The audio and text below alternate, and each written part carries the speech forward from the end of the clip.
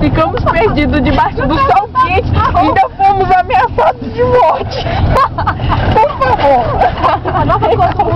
Todo mundo, nossa, eu não quero nem ver como vai estar esse sofá. A gente não sabe onde a gente está. Estamos completamente pro vídeo. Diga um oi pro vídeo. Oi. Tá querendo chorar, gente? Perdido neste momento.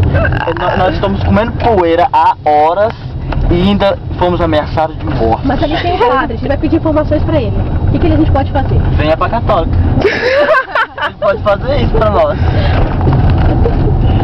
A gente encontrou 2 psicopatas ali. Nossa, de máscara. A gente entendeu muito bem. Foi assustador. Ele vai levar a gente pra você de alguma coisa assim. A gente não entendeu muito bem o que ele falou, né? Acho que o senhor fechou os ouvidos da gente naquele momento. Carro, e vão fazer. Alguma coisa assim de morte, né? Eles falaram pra gente ir, mas se a gente voltar, alguma coisa vai acontecer com a gente. Então a Roberta tomou a decisão de sair voada. Pode ser uma das mais sábias que já tomou hoje. Bora, negada!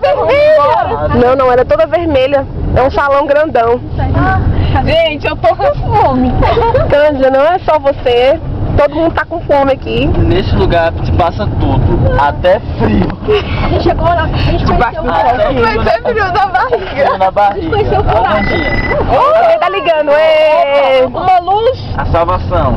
Rapaz, mas que ônibus é que passa desse lugar? Nossa, tem um bebezinho, gente. Atende. Moço, você sabe onde